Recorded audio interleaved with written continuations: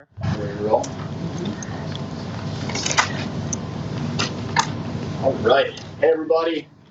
Chris here. We are back for another Facebook Live. It has been a while. It was our return to racing. I think at the end of November was the last time we joined me for a Facebook Live. But as always, I'm your host, Chris, your Director of Retail Operations here at Track Shack. And I am with our friend Trevor Hicks, physical therapist at AdventHealth. We're well into 2021 now.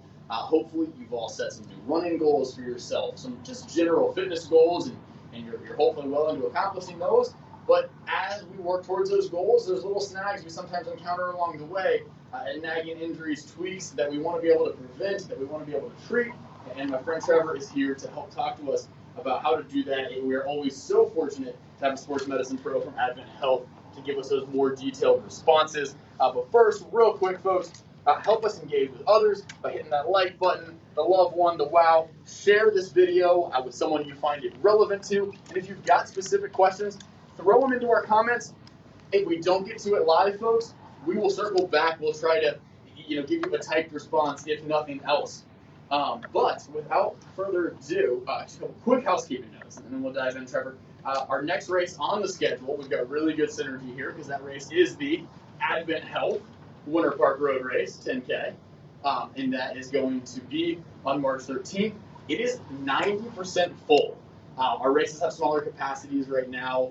We are thrilled to be able to host races. We're so excited that we're getting these permits from the city of Winter Park, but obviously due to COVID, the capacity is smaller. So if you want to run that race, open a new tab and literally sign up right now. But like I said, post some questions in the comments. We will try to get to them. You can register for the Winter Park Road Race at trackshack.com, where you can also shop for shoes if it's after hours, 10 to 6 Monday to Friday, 10 to 5 Saturday. We're here in store. We'd love to see your smiling faces, or at least what we imagine your smiling faces to be underneath these masks, give you that full evaluation. But if you can't come here for the full experience, you can find us online 24/7 for your footwear needs. Trevor, you're a physical therapist at AdventHealth. We covered that. Your doctorate's from UCF, and you run our Track Shack Series races. You also run the Disney races, all our big partners there. It's awesome. So, obviously, well-versed in helping runners stay injury-free and stay on track. So, let's kind of dive into these commonly asked questions about running injuries. Good. Yeah, man. So, we're going to lead off with a very common one, and we're going to just jump right in. What are shin splints, Trevor, and how do runners avoid them? Great question. Good starting point, because again, we see these a lot, especially in newer runners. So when I think of shin splints, I'm going to obviously go straight to the shin or the tibia bone, right? So a lot of times a shin splint is actually what we call a tibial stress syndrome, or a stress fracture, for a lack of better words. This can come from a lot of different things, Chris. It can come from overtraining, meaning basically a runner is ramping up their volume too quickly. Okay. And that's why I mentioned the new runners. Sure. So say somebody's trying to, in times of COVID, we all gained a little bit of weight. We're trying to get back out there and get running. So the biggest thing that I hear a lot of times is, I just started training for my first 5K for one of my Track Shack races coming up. Yeah.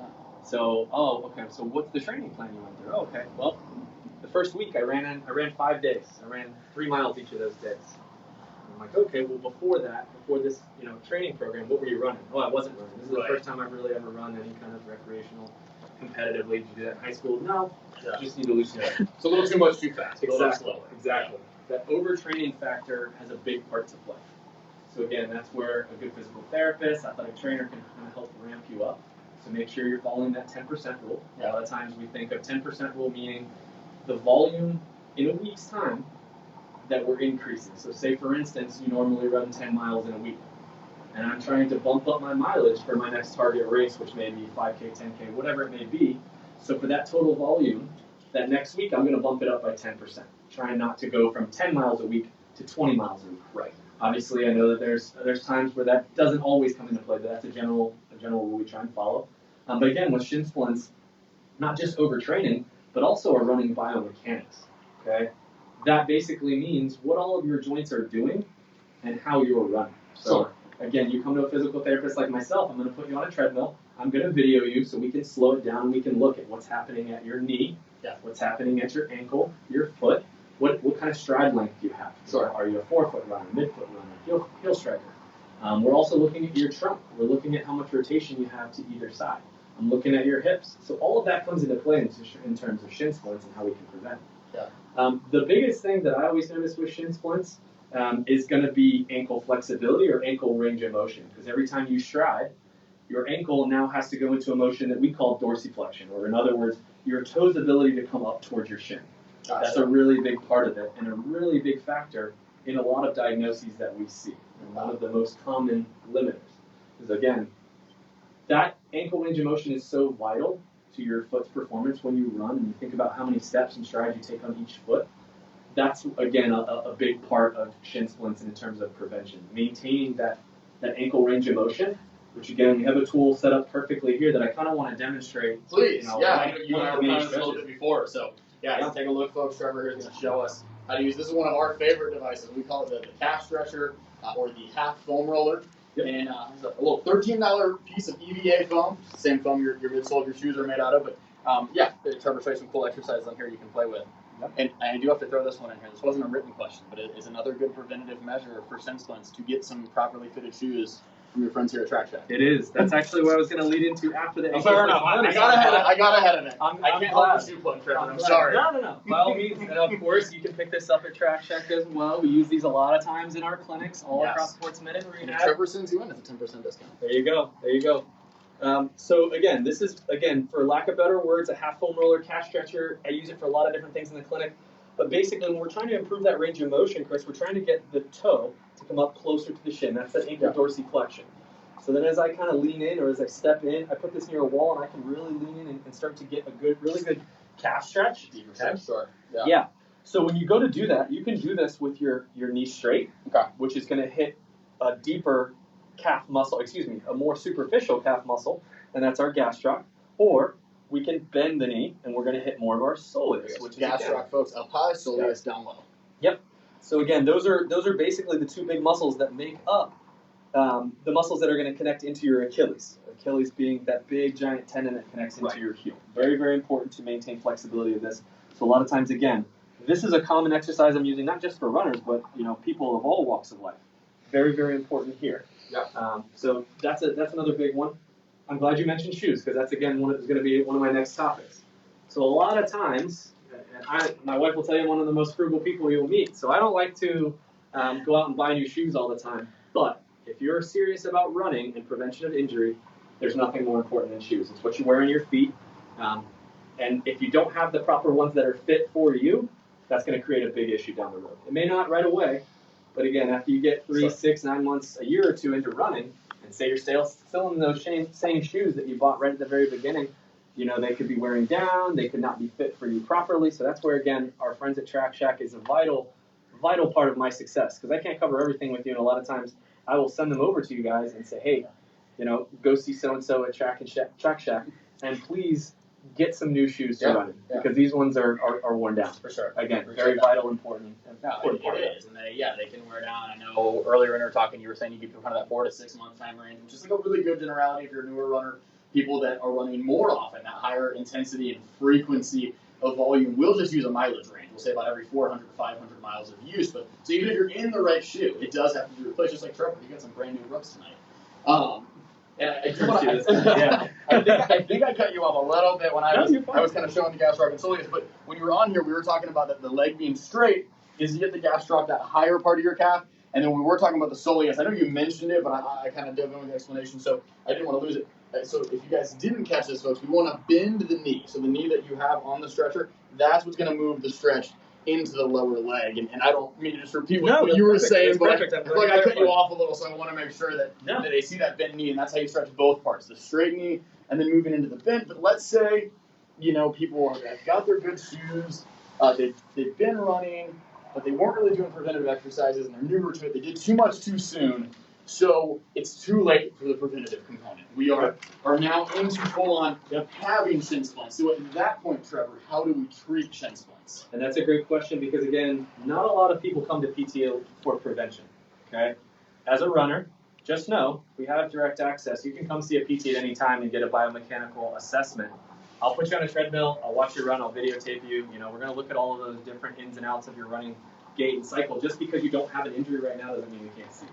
That's what direct access is there for. You don't have to go to a doctor and say, oh, my shins are hurt. But the reality of it is a lot of people only think of coming to PT, or their doctor only tells them to go to PT after they're hurt. Okay? So in other words, you walk in and say, oh, you know, a common history that I'm going to get from somebody who's coming to me is going to say, just started running, I'm training for my first 5K, 10K, half marathon, whatever. I've been ramping up my training, and then all of a sudden, boom, I'm hit like a ton of bricks, and I've got to slow down because I have this nagging pain right here in the front of my shin. It really bothers me. It doesn't bother me right at first, but after I get a mile or two into my run, then it starts to really flare up. Then I'm super duper tender to all these. Why is that? So that's, again, where we're going to go into treating those shin splints. We're going to look at your biomechanical assessment. We're going to look at your ankle flexibility. I'm going to look at your big toe mobility. People don't think about that too. Very, very vitally important for running. Absolutely. I'm also going to look at your hip flexion, your hip extension, so your ability for your thigh to move in front as well as behind, which is, again, very, very important in a running gait, as well as your strength and your stability of your hip, your quads, your hamstrings, all of these muscles that go in the front of our thigh, the back of the thigh, and stability of our hip here too. Because, again, that progressive loading of landing on that bone over and over and over again without the proper support is eventually going to lead to an injury, which is where shin splints come into play. Sure. So those are a lot of things that I would be looking at on my initial assessment and then treating with you if you are coming to see me with shin splints. And the treatment plan essentially being, and kind of something we were touching on a little bit before, of finding ways to strengthen kind of those. I may not be able to get into some of that. They want to get back to running. My job is to get you back to running as quickly as possible. No runner ever wants to be told to rest and ice and don't run. No athlete ever wants to be told that. No, that's why that's kind of becoming a thing of the past, and we're working more towards this active recovery. Awesome. But we do a lot of soft tissue. We do a lot of massage, manual therapy to help get some of that inflammation out, relax some of those sore muscles, but then strengthen some of those other areas that might be weak. Even though this may be your target of pain, this could be where your issue's coming from, or this could be where your issue's coming from, and that's what we're going to work on the therapy session, and I'm going to give you as your homework to carry over, and then to start to ramp you back up. That's awesome, man. And actually, a very good transition to the next question. But before we get there, folks, if you're just tuning in, quick reminder, Chris, your Director of Retail Operations here at Track Shack, our friend Trevor Hicks, AdventHealth physical therapist. Trevor's working with me to help explain to you guys some of the kind of frequently asked questions, or give us the answer to those frequently asked questions about just nagging running injuries. And what I just said was a good transition, Trevor, is you were talking about shin splints, and the two areas you just hit on. You hit on the hip, you hit on the ankle. So our next question is about runner's knee. And runner's knee, the way I look at it, and again, I'm not a medical expert, I'm a shoe salesman with a political science bachelor's from Florida State, but I look at both those terms as being things that are symptomatic in certain areas, but so much more related to the rest of the body than where you're actually feeling it, right? People have shin pain or knee pain, and they maybe think treatment is going to be related to those areas directly, but it can be connected to so much else. So this question then here is, when talking about runner's knee, and first of all, before you answer, can you give us a quick sort of like your explanation of what you would define runner's knee as? But then when we are talking about treating it, why is it that the hip and ankle come up so much? Okay, good question. So first, to kind of address runner's knee, for a lack of better words, it's a runner who has pain in their knee.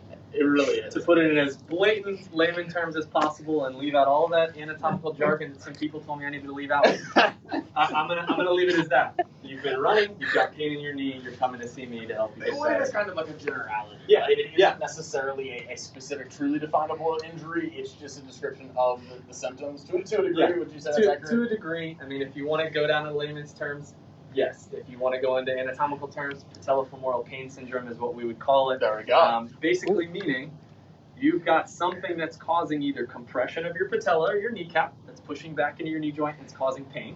It can come from tight quadricep muscle, okay? So again, a lot of times we're running, we're bending our knee, going back and forth and running. If our quadricep, or our quadricep group of muscles, which is actually 4 muscles in the front of our thigh, is too tight and doesn't have adequate length, then when we go to bend and straighten in these repetitive motions and we're loading our knee joint, if I don't have enough range of motion there, that's actually going to compress down on that kneecap backwards, okay? And it's otherwise going to continue to create pain over and over. So a lot of times that's where we think of stretching, not just passive stretching, but stretching with a purpose to try to increase that muscle length, to decrease that muscle tension that's causing that kneecap to kind of go Would down. you, for the quad, would you suggest maybe foam rolling as well? Foam rolling is great. I use it a lot before a run or after a long run. There's not a whole lot of research and science that backs it. but I'm a runner. I use it all the time. Fair enough. Even though Fair research enough. doesn't back it, my personal bias is I feel like it helps. And a lot of this is a mental or biopsychosocial. You know, Sure, yeah. this has a big part to play in if we feel like it works or not. Yeah. If it feels good for you, and you feel like you're able to loosen up a little bit better before a run or cool down a little bit better after a run, absolutely use it. Yeah, that's a 100% very good, honest answer. And so you hit on the quad, but then again, you know, what we have here is like hip, ankle. I know earlier when we were talking, IT band came up too. I mean, basically that every component of the lower chain could somehow be sort of the root of the knee pain. Is kind of what we're getting at, right? Yeah, that's why again, when we're looking at your biomechanical assessment or your running gait, we're looking at a lot of those things. We're looking at your hip and your ankle because a lot of, like you just said, a lot of those muscles that start down the ankle, your Achilles, your gastroc, like we talked about earlier, crosses over the knee. Your quads cross over the knee. Your hamstrings cross over the knee. You've got all of these muscles that cross over the knee, so even though your pain might be coming from there, you might be limited or weak or tight in one of those other muscles or limited in your hip joint motion or your ankle joint motion. So that's why a lot of times you come to see me with runner's knee, I'm going to look at and I'm going to assess your hip and your ankle and your big toe. Yeah. And then a lot of my exercises are going to be shaped around that. A lot of my stretches are going to be shaped around that. And oh man, a couple weeks later, your knee starts to feel better. You're back to running and you're more flexible and you're more strong and you're going to be better off. You know, you just improved your 5K pace by 10 seconds a minute or something. You're like, man, maybe there was something to this, that it wasn't just my knee that was the issue. No, for sure. And that's where we're so fortunate, guys, to have awesome partners like AdventHealth, friends like Trevor that can, you know, look, we understand a good bit about feet. We know like a lot about shoes, but that deeper injury prevention recovery knowledge, you've got to go see a pro like Trevor. But, because I can't, this is number 2, I can't avoid a shameless shoe plug. We talked about them working for Shin Splints. If you're having some knee pain and other issues, can footwear be connected to that as well? 100%, because again, when the foot hits the ground, that's where obviously the running starts. Right. You know, that's the kind of little mantra I use a lot of times too. Because if you don't have adequate footwear, and then your ankle is going all wonky, or say you have a high arch or a flat arch or whatnot, and you don't have the proper support, absolutely, that could be a huge cause of the knee. Not just the biomechanical part of it. You could have the best flexibility and mobility in the world and the best strength in the world, but your feet are just taking a pounding and just collapsing because you don't have the right footwear. Yeah, that's where we've gone miles and miles from old technology. And that's why, again, like he said, he may not know the ins and outs of what I do, but I would be lying to you if I told you that I don't know everything about shoes. And that's why I refer to these guys all the time. I send all my runners to Track Shack because, again, they know the ins and outs of all this, whereas I don't. So we lean on each other. And that's why I send the people with injuries. I don't know the answers to Trevor. It's a beautiful back and forth synergy. Now, this is going to be a fun one. I'm not going to necessarily make you get on the ground and demonstrate this, although I would enjoy it. Sarah, and I want to flashback real quick because Trevor, I think you were very honest in saying that you find foam rolling to be useful for yourself, but that within your field there isn't necessarily definable research that's a treatment plan. But Sarah has asked us how you would suggest foam rolling for runner's knee. Yep. My initial response would be lay down stomach facing the ground and dig it into the quads. But again, you're the expert, Trevor. What if you were having knee pain and you were getting on a foam roller? What would be some of the ways that you'd want to roll? Yeah, absolutely. And if you want one. Yeah, and I could walk you through Let's do it. Have you demonstrate it? You know? You turn the tables on me. All right, I'll do it. So that's a great question because, again, the common ones that I use a foam roller for is going to be any kind of soft tissue release, basically that you can put pressure on there without me in the room. So this is something you can take at home, and you can put pressure down through a specific muscle, and then you can actually move a little bit. So I use it a lot for the calf. The calf is probably my number one go-to. All right. So if you want to go ahead and sit down there on your bottom. Is this right? That's where you want me? That's perfect. Okay. So then what I'll do a lot of times, gravity's putting some force down through his calf muscle, but a lot of times cross the leg over and push down. You want to mash into that muscle a little bit and just roll. Yeah. Okay? Or what you can also do is you can find a specific hot spot. So say you have this really, really big tenderness or even a little bit more to the outside. Mm-hmm. Yep, you already hit it. You can do that, and then you're going to hold on that spot, and you're going to point the toe, and then you're going to move it back up. You're going to point the toe, move it back up. So what you're doing is you're actively moving that muscle.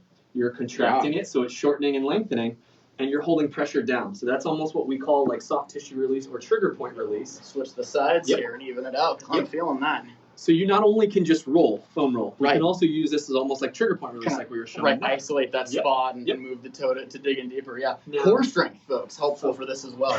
I'm laughing. Big time. This turned into a workout on its own. So you think it's just a passive stretch. It's not, like you said. Yeah, get a little core in. So you can also, like you mentioned, you can hit the quads. Sure. You can hit the IT band. You can hit the hamstring. A lot of times I use this for the glutes. So Sure. I'll cross a leg over, almost like that pigeon stretch or figure 4 stretch, and I'll sit right deep into the glute and just kind of roll back and forth. Or again, using that trigger point where you're just holding in that one spot and kind of letting the muscle tone relax by holding in that one spot. And for the quad, would you suggest sort of rolling back and forth or trying to isolate it more? What do you think is more effective? I tend to roll back and forth until I find that specific spot that's bothersome. Yeah. Versus Just where you just go, where you almost want to jump off of it.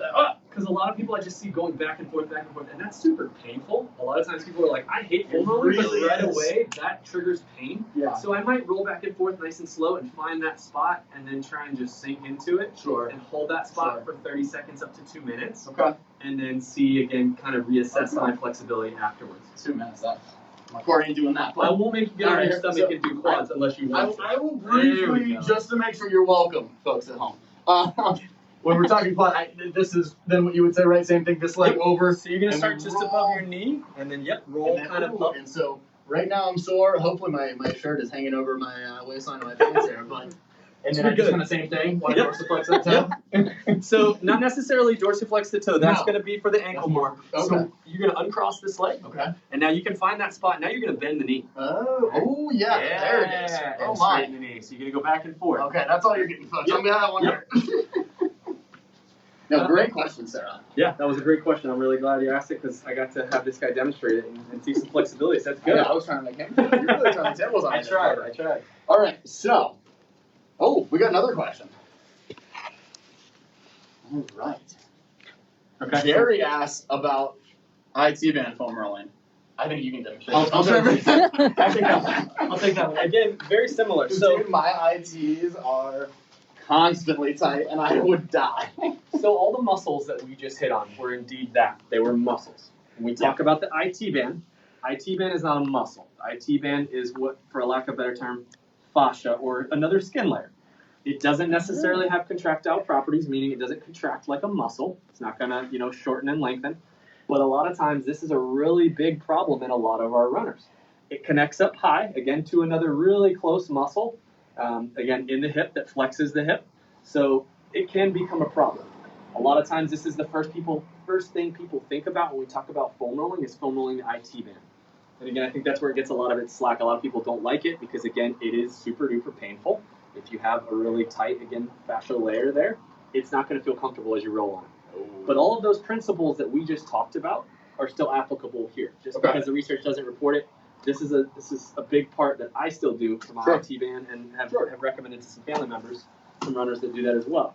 So again, your IT band starts up at the side of the hip and is actually going to connect all the way down and kind of blend in some of those muscles.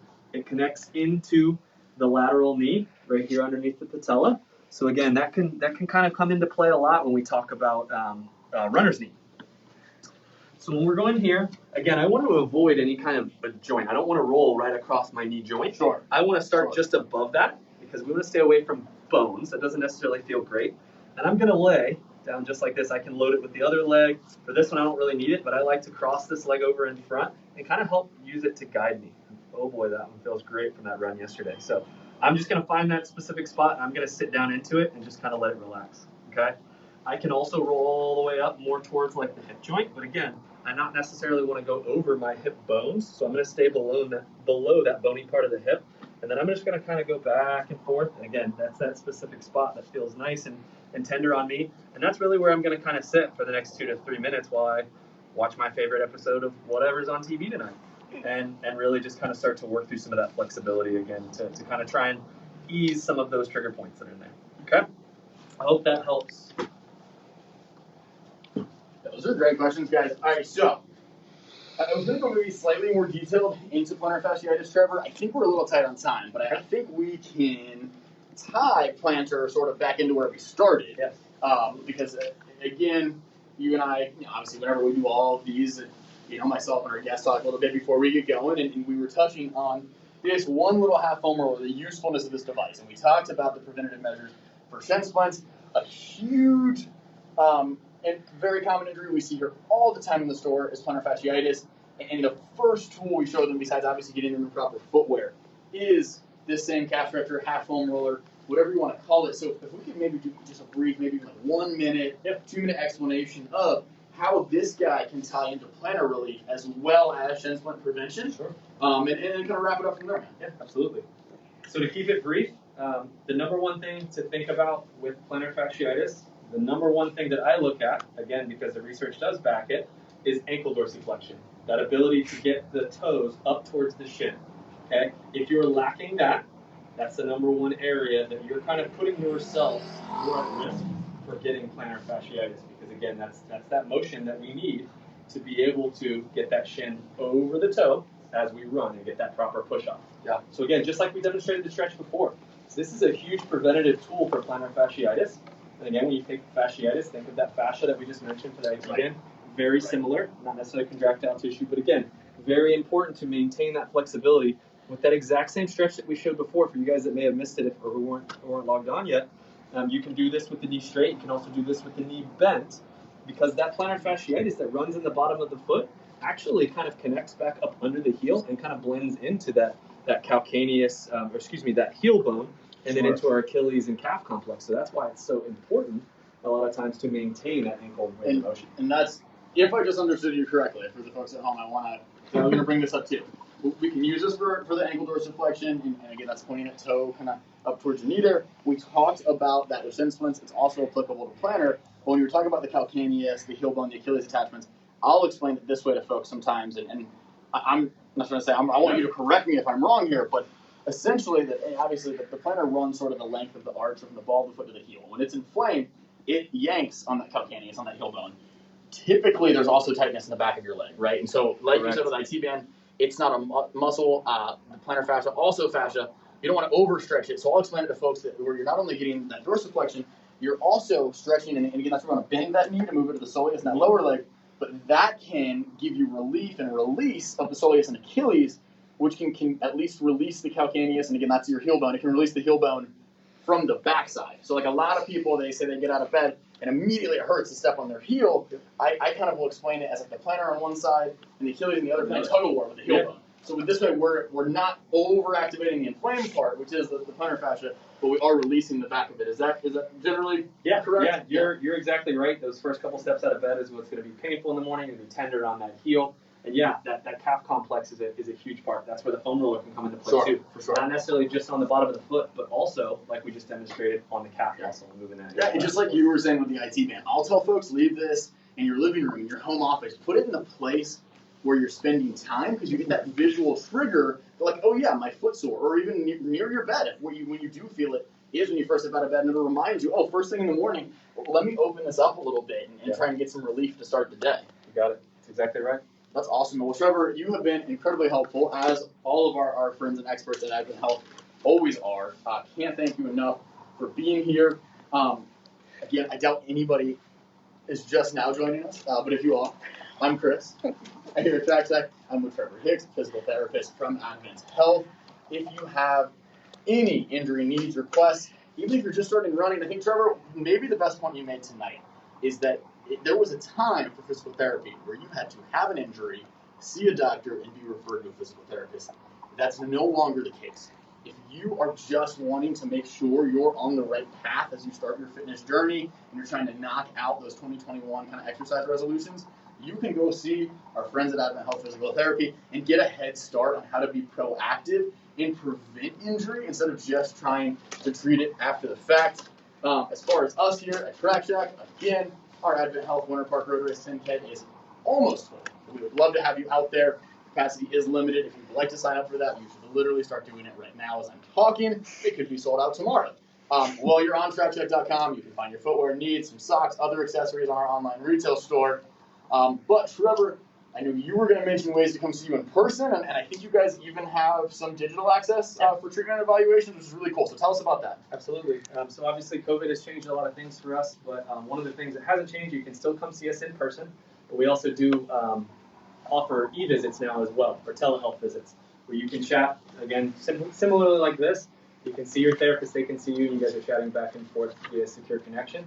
So if you wanted to explore that option, go to videovisitcare.com, and that's a great way you can get connected with us there, or again, come to see myself or one of my colleagues in person at one of our clinics. If you want to see me in person, I'm in at the Winter Park Sports Med and Rehab, the beautiful Center for Health and Wellbeing, just behind the Winter Park Memorial Hospital. But we have locations all the way across the state pretty much now, almost all the way up into Palm Coast, even now down into Polk County. So we are expansive, so not just necessarily here in the greater Orlando area, but again, as my friend Chris here mentioned, you can come see a physical therapist via what we call direct access. You do not any longer have to go see your doctor first.